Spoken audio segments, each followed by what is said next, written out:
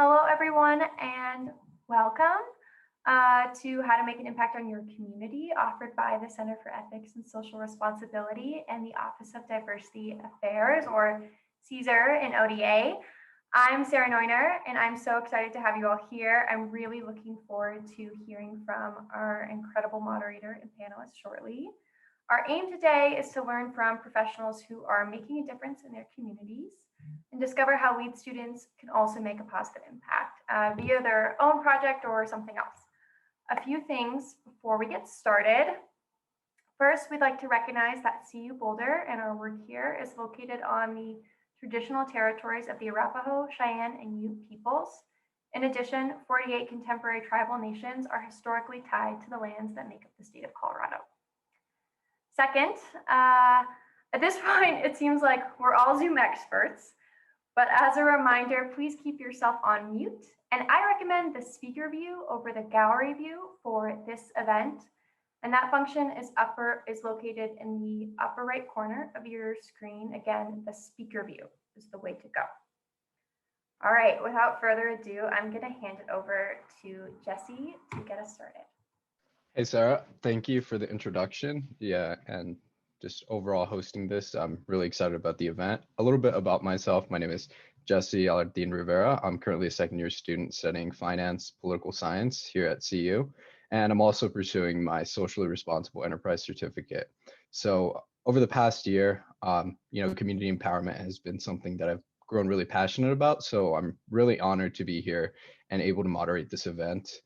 We have quite a variety of very accomplished professionals, and I'm really eager to see what they have to say. With that being said, we can go ahead and get started with the Q&A section of this panel. For the first question, if any of you would like to start off, that'd be great. And the first question is, just overall, give us an introduction to yourself and kind of what you do in your field of work. Hey, Jesse, I'm happy to kick this off. So hello, everybody. My name is Jeremy Brown. I'm the founder of Startups Give Back, and also I work for a company in San Francisco called Crunchbase. We are a fast-growing startup. So by day, I do that, and by night, I basically run my own organization.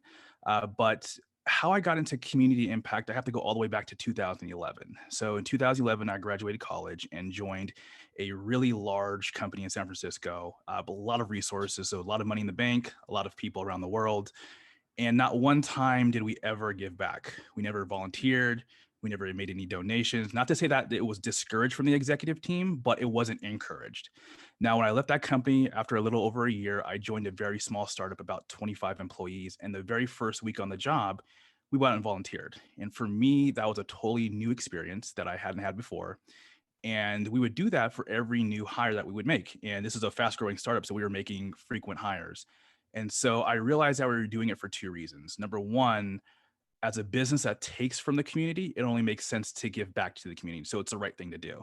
And number two, we were doing it because it was a good way of building team camaraderie.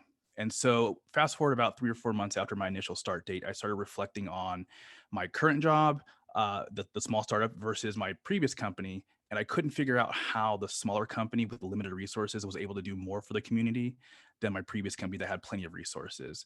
So that got me on this path of trying to figure out, is there anything that I can do to encourage more companies to get involved? And I didn't know how I was going to go about doing it. So I started to kind of basically auditing myself and taking into account my career experiences plus the skill sets that I knew that I had, basically combined them all together and came up with the idea of creating a volunteering event. And essentially, the idea was to bring various companies together. And if you hear some squeaks, my dog is playing with this toy, so that's what that is. So the idea was a volunteering event where multiple companies would come out, volunteer alongside each other, and we combine volunteering and networking. And for me, I have a love-hate relationship with networking. I love meeting new people, but I just hate the transactional nature of the traditional way of networking. And so selfishly, I wanted to create a new way for myself to meet professionals in my industry. And so that became Startups Give Back. And that was back in 2014. And long story short, this is now a little over 6 years later. We've worked with companies like Uber, LinkedIn, Salesforce to help them give back to their local communities in various ways, mainly through volunteering. And through that experience, that's opened up a lot of other opportunities and me seeing a lot of other problems I could potentially solve. And so I launched several other organizations alongside of Startups Give Back to solve those issues. So that is a little bit about me and what I'm up to today. Thank you, Jeremy. If anybody else would like to go, we can just go on a volunteer basis. Yeah, I can go next. Can you hear me? Yeah. Okay, my name is Berenice Garcia. Tellez. Currently, I'm working as the economic sustainability specialist for the city of Longmont, and I have a different, totally story that Jeremy Brown.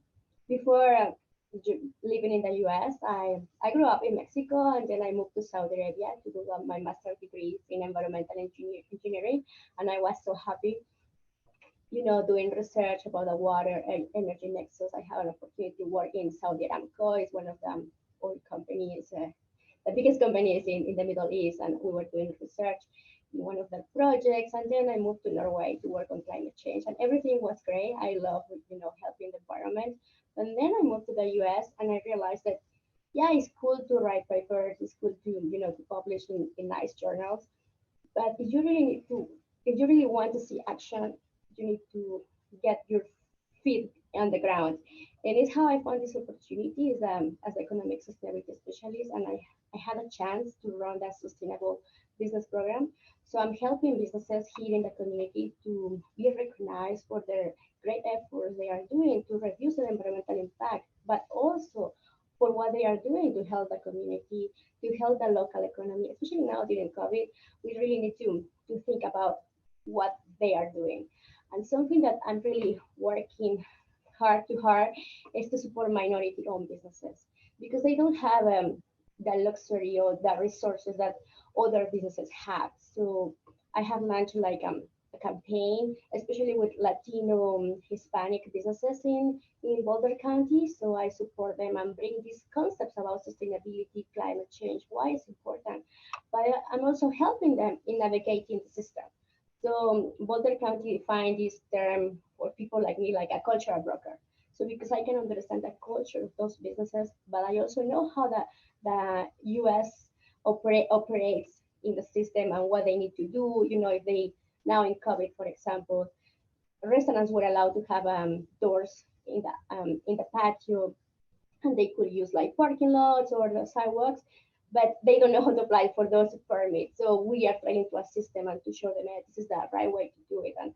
And it's really fulfilling to see, businesses being thankful for what we're bringing to them, or when they change LED to LED lights, or they add compost service to their business. So that's why I didn't have a chance to do all this community impact. But once I have a group of WhatsApp like with 50 minority-owned businesses, and when they keep asking me how I can do more sustainability community efforts, it's pretty amazing. And I'm so happy, and I also love to train young people like yourselves to do this job. And I know we're going to talk more about in other questions. I just get so passionate to talk about it.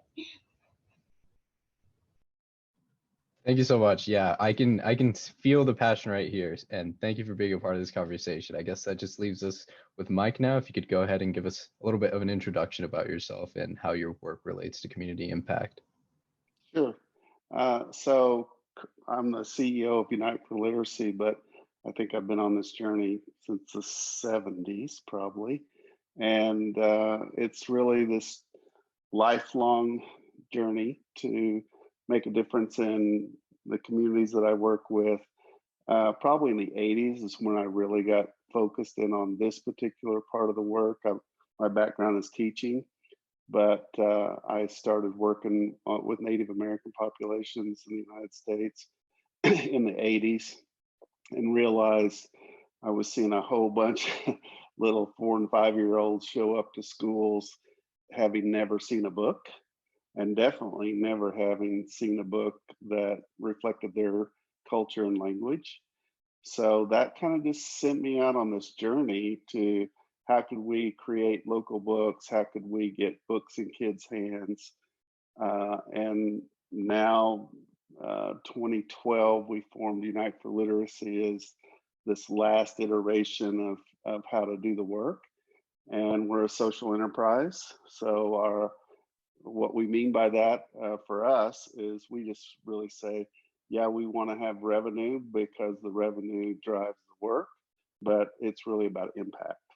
So we're the people that invented it's called a book desert map, and we predict where book scarcity is all across the country, and then we work in the communities to try to get books in kids' hands that are relevant and meaningful to the kids in the community. That's great. It's very nice to see such a diverse, group of individuals working in a field. This is really awesome. On to our following question, to one of you who would like to speak up. What are the biggest rewards of working within your field? I think for me, there's two things. So number one, I get a lot of satisfaction out of helping companies actually give back to their communities. So basically enabling them to understand how they can give back to their communities and actually seeing them actually do it. I get a lot of satisfaction out of that. And also, and this is kind of my secondary goal of everything that I'm doing, is helping nonprofits reach sustainability. So just to throw some stats at you all. So last year, the corporate world generated little over $1 trillion in profit.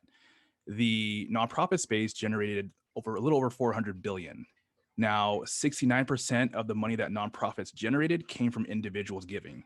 Only 5% came from the corporate world. And that's where I see a really big problem, because the corporate world has the resources to actually make an impact. They just need to actually do that. And so part of the thing that I'm trying to do is connect nonprofits to those corporations that have the resources, because I want to see more nonprofits reach sustainability so they're around longer to make an impact. So typically a nonprofit is around 3 to 5 years before they have to close operations because of sustainability reasons. And the issues that they're trying to solve can't be solved within 5 years. It takes 10 years, 20, 30, 40, even longer than that. And so if we can have more nonprofits around longer, then more impact can be done. And so I get a lot of satisfaction out of helping nonprofits get connected to corporations, but also the resources that they need to accelerate their impact.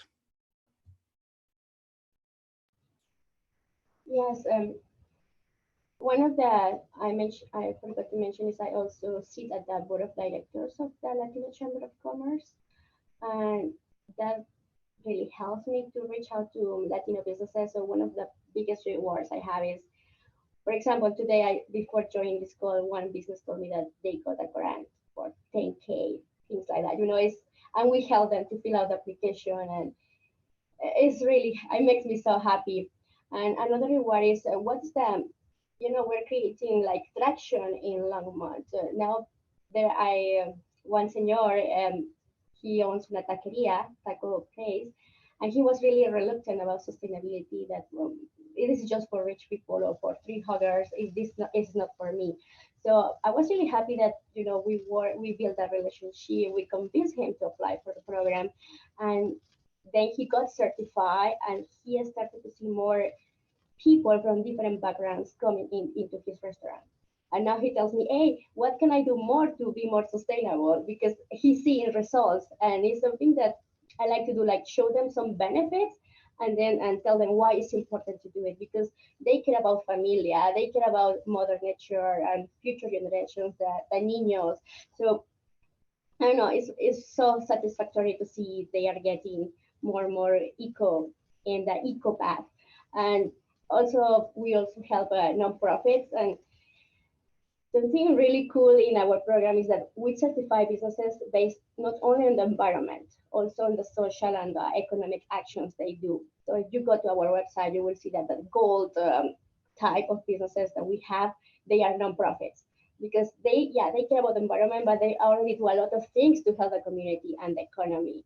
So it's really cool to see business to having success on those topics and passing the knowledge and spread the word to others. And they keep calling us, hey, we also want to participate. So I just feel very, very happy to hear that.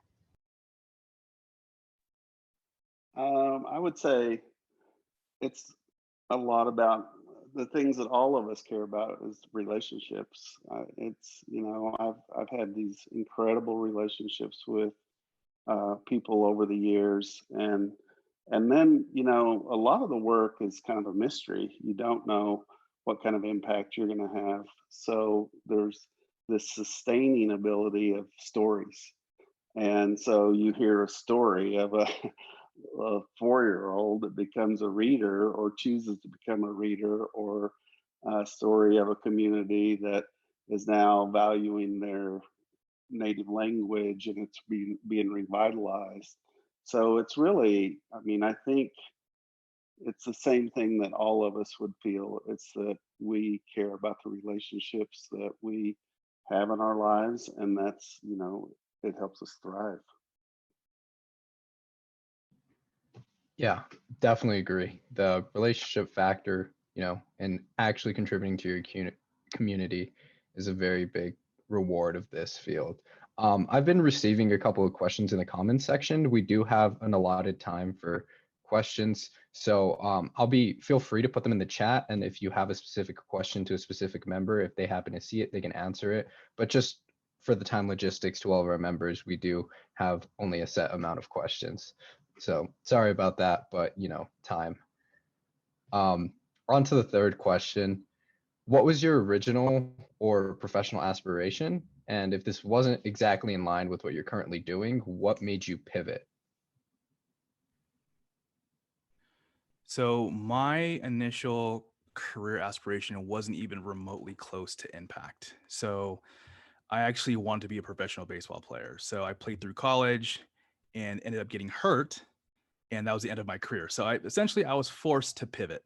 And luckily I was at a university that there was really good professors there. And one in particular, I'll never forget him, Dr. Horowitz. He showed me the real way of marketing and how marketing was going to be in the modern day and going forward.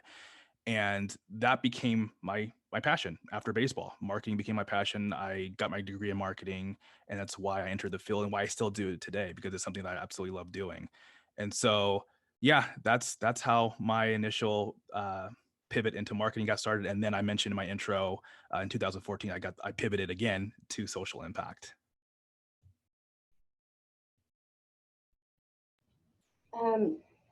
My original, it was like my ideal dream was to work in a refinery as an engineer, and because I was, the culture in Saudi Arabia is different, so women are not really working in the chemical plants.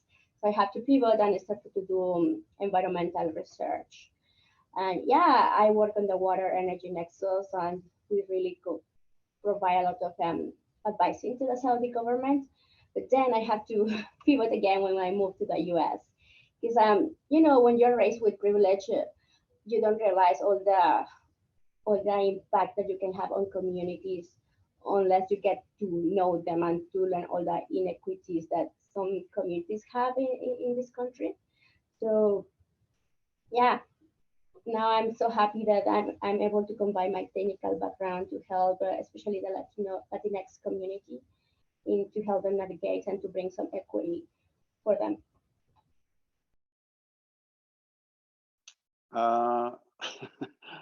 I have been a teacher since the early 70s, and I never set out to be a CEO, but I see the work that I'm doing still as a form of teaching.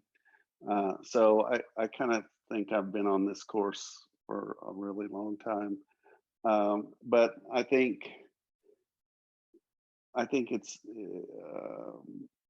it's not something, the work that I'm doing again today in my 20s, for example, or when I first started college, I had any idea that I would be doing what I'm doing today. So maybe that's a pivot, but I just see it as a lifelong journey of teaching. I mean, I'd consider that pretty in line, Mike. You stayed on the path, and thank you to Jeremy and Berenice for getting to the point that we're at right now. We're very lucky to have you in our communities. On to our other question. So I feel like there's a bit of a misconception. People often think that in order to help their communities, they have to contribute their entire self to service. But what would you say In what ways can the average person make a meaningful impact in their community without having to go to that extent?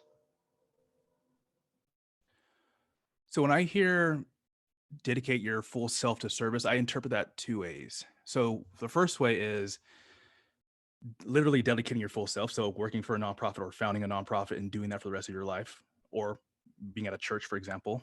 Or if you're going to do something like volunteer in your community, putting all of your energy and your focus into doing that one task. And so when it comes to what the average person can do, and I'm an example of this too. So I both work for a for-profit company and I do the impact on the side essentially. So I kind of balance my time between both. So I wouldn't say you have to dedicate your full self in the sense that if you, let's say you're into painting and you want to be a painter, you can paint, you can still make an impact on the side too. You don't have, it's not a situation where you have to do one or the other. You can do both. So in terms of what the average person can do to make an impact in their community, I would say take a step back and do an audit of your local community. What are the problems that are happening? One thing you can do is go to the government, your local government, and talk to them and see what problems might be rising there, or just talking to people in the community and kind of getting a pulse of what's going on. So basically starting with the problem and then from there, then figuring out a solution to that problem. So that would be my advice for something very simple that anybody can do, is to audit your community, what's going on in the community, what problems are there, and then try to find a solution to solve that problem. I would like to second Jeremy's thoughts. That's exactly what I have in mind. And also, if you can only focus in one sector that you want to be good at, do it. Because if you want to work in human services, business, or arts, you will get overburned. So just focus on one sector, be good at it, and also you can join some city governments. They allow to have young people in their boards. So you can join the boards if you're in Boulder or whatever you are at. Do it, because you cannot imagine how powerful the voices of boards are in a city government. So if you can do that, and also in school, at the university, there are groups that you are interested to it, because you can also voice your ideas.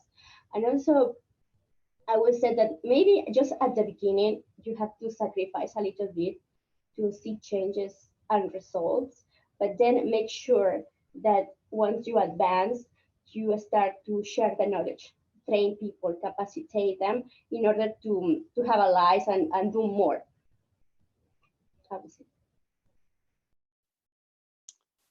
We have a saying in our company, how do you transform the world? And our answer is inside out. So I think there was a friend of mine that's a poet, and she asked a great poet, Stanley Kunitz, how to become a great poet. And he said, you work to become the kind of person that would write the kind of poetry you'd like to read. And I think that's how we do it. I mean, that's how I got here, is I have really focused on trying to work on myself and grow inside out, and then share that with my family, share that with my friends, and share that in my work. So I think all of us can just take a little time, work on becoming whole for ourselves. And I think a lot of times if we do that, it naturally shows up that there's ways that we can work in our communities and make them better. Yeah, that's very deep. Thank you all. I'll definitely be taking those words with me as I move forward with my own projects or service to my community. To wrap up our final question of this segment, as growth-minded individuals, it can sometimes be difficult to find the right balance between ambition and satisfaction. How have you found the balance between wanting to progress or go further in your own endeavors and being happy with where you're currently at?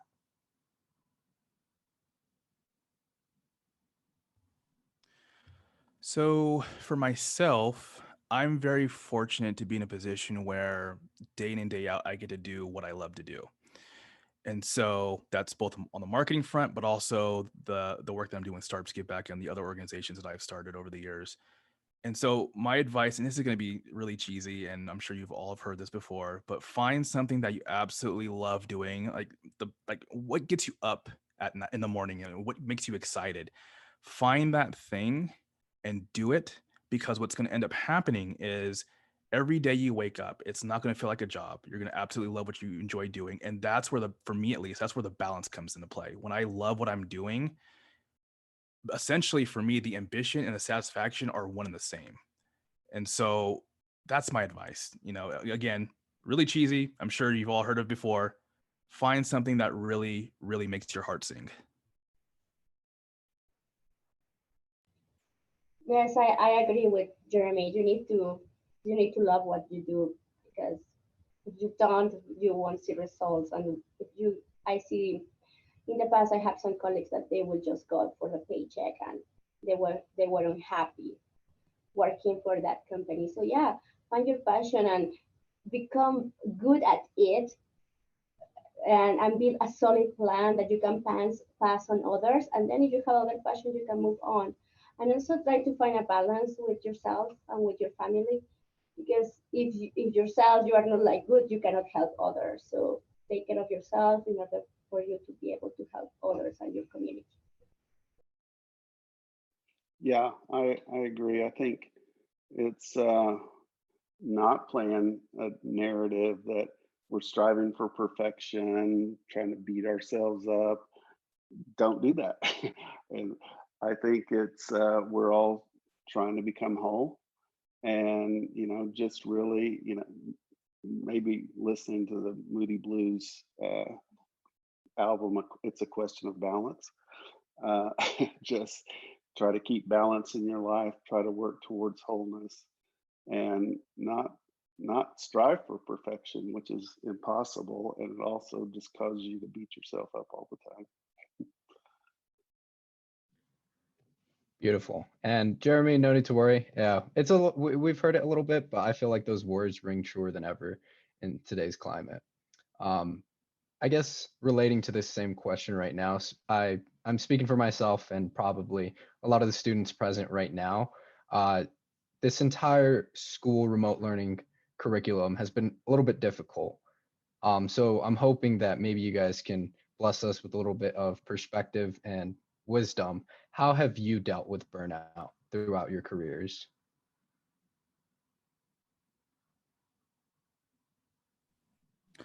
I would say for me, in terms of dealing with burnout, so have extracurricular things that you enjoy doing.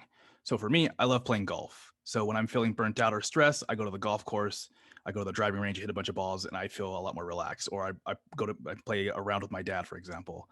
I love to go fishing as well, and so that's something that I do too, just as a de-stressor and just a way to kind of get away from the monotony of work and whatnot. So my advice is to find extracurricular things that you enjoy doing that doesn't really relate to your job. That way, when you are feeling burnt out and you need to take a step back, then you have kind of an outlet to go to to relax and get away from everything. Yeah, I agree. Try to relax and to do extracurricular activities, and also don't stress out if it's not on your hands. That stuff that is stressing you out, don't worry too much. Because if it's in your hands, okay, go and address it. But if it's not, just don't worry too much about it, because it's not on your hands. So go and, as Jeremy goes, play golf. I like to play with my kids and go swimming and be biking, and that really helps a lot. And I also do, maybe this workout is called Insanity. It's a high intensity training and really puts all my stamina out. So you can do something like that as well. But being with family also helps a lot.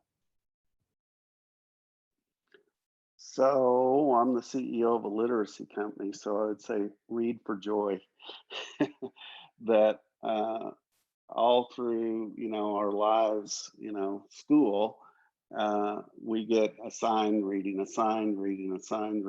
and I used to teach children's literature at several different colleges and universities, and I have the students read children's books, and I can't tell you how many people after the class would say, I'd love reading again.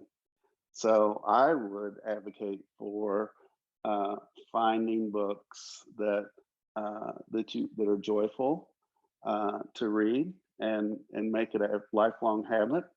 If you read a chapter a day, you'll read 1,000 books in your lifetime, and you'll have this huge constellation of great teachers that you've had a relationship across space and time. So I have to go with books as the outlet. Yeah, I'll definitely be giving my book a read tonight. School is getting to me. It might be that time. It looks like we are running close to the end of our Q&A section, but I did want to get this question out for Hunter. He wanted to address this specifically to Jeremy, but if any of you other panelists are willing to speak up or have any additional comments, feel free to chime in as well. What are some of your approaches in finding a good cause that a company can contribute their time and money on? And how do you tailor it so that it meshes with the purpose of the specific company? So it's essentially reverse engineering. So auditing what your company values, the purpose of your company, why it's around.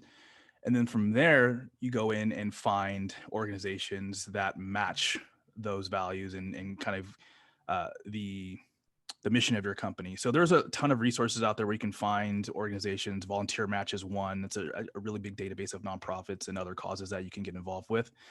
But the first point is to first audit the values of your company. For example, I just worked with a really large company in San Francisco not too long ago, and the CEO is really, really all about education, specifically youth education. And so when we were talking about organizing a volunteering event for their employees, that's where we started. It's like, okay, you're really into education. You want to give back to educational nonprofits. And once I had that nugget of information, then I was able to go and find organizations that matched what that company was interested in. So that would be my advice, is to first start with the company values and then look for nonprofits that match that.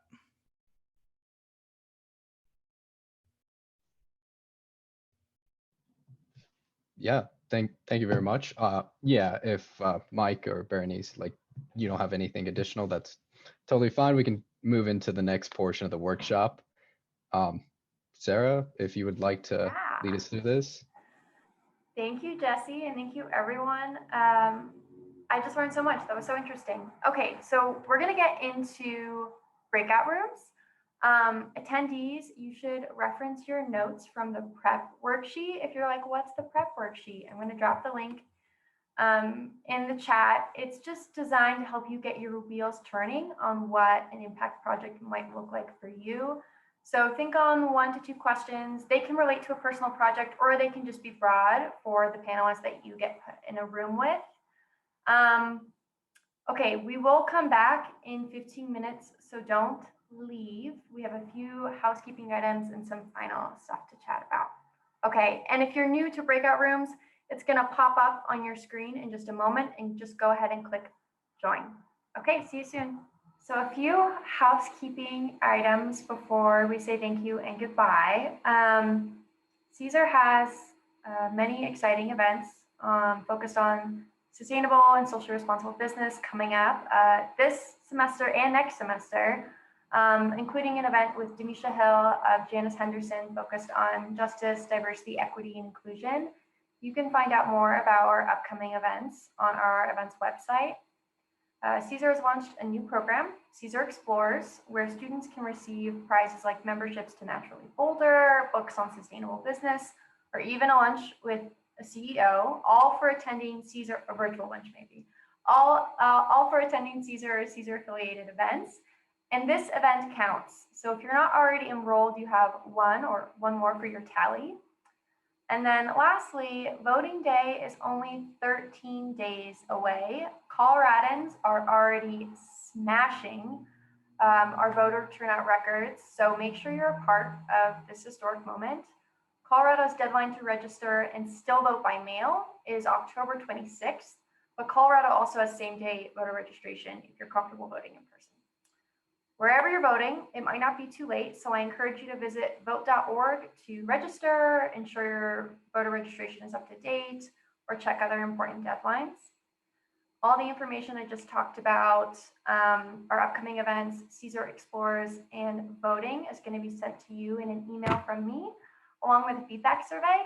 This was kind of a newer format for us, so please take the time to let us know what you thought of today's event. It helps us out a lot.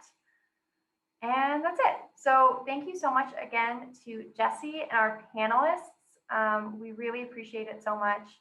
If you have a question that you didn't get to ask, maybe you weren't paired with a panelist who you had a question for, I invite you to send them to me and I'll pass it along. We hope to see you all online soon, though, at our next event. Okay, bye, everyone. Thank you. Thank you so much.